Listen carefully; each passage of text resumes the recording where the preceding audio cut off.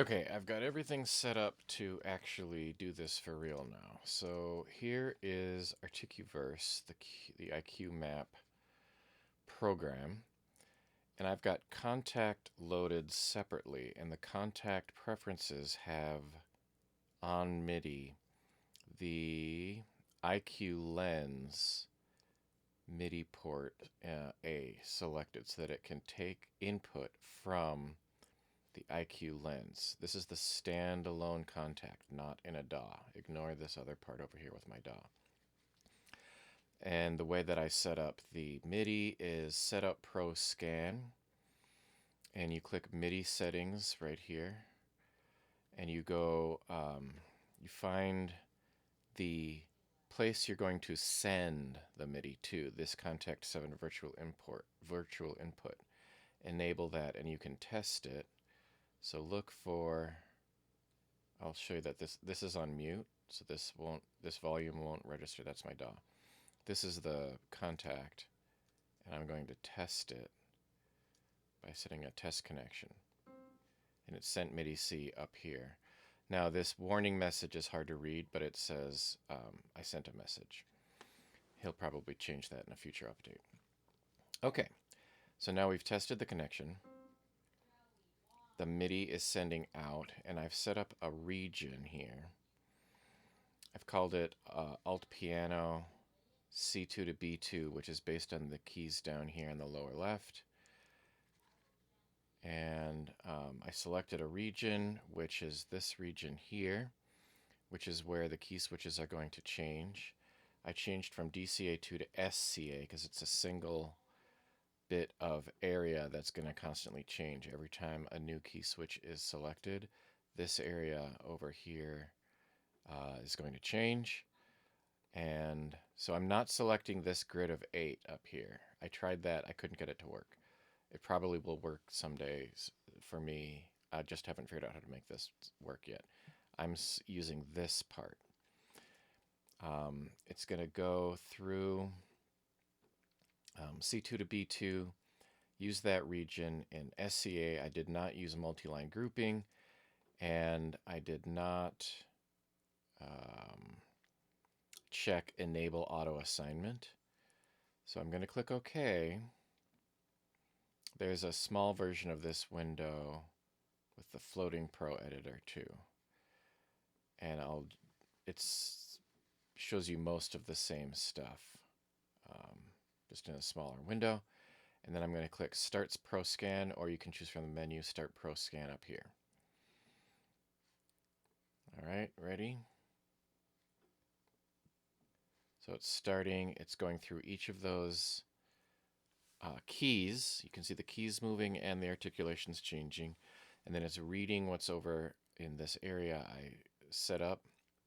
And when I hit close and go back to Articuverse, I forgot to delete all the previous ones, and it has now started with the one that, Drift is the last one, piano through Drift. And you just hit the delete key to remove them.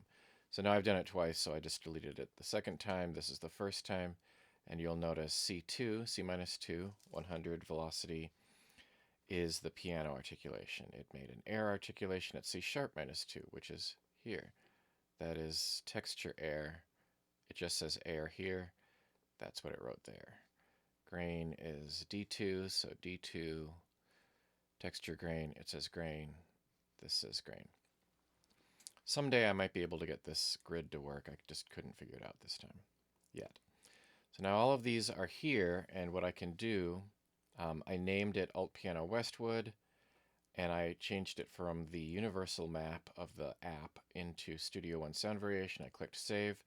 It tries to put it on my drive, and I can put it anywhere, or save it into the correct location. And then when we switch over to, I'm going to put contact into mute, switch over to the DAW and unmute. And when you bring in in Studio One at least, there's a little MIDI region here. You've got your sound variations selected. I use the wrench or the spanner icon. I can delete all of these, and then just grab the file that was made, wherever it was put, and drag it in there, and it'll just say, I don't know what to do with this. Do you want me to load it? And you're like, yep. So there it loaded all those key switches, and I'll bring up the instrument here so you can see. When I click the piano articulation, the piano is played, air, grain, earth, ash.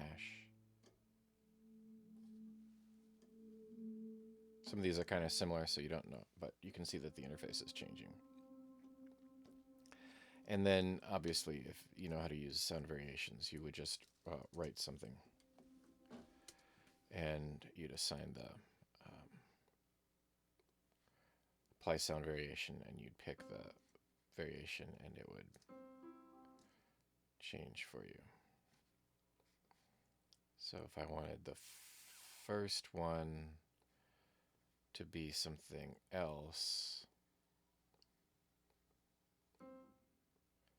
like drift, and then this one to be piano, and this one to be resin.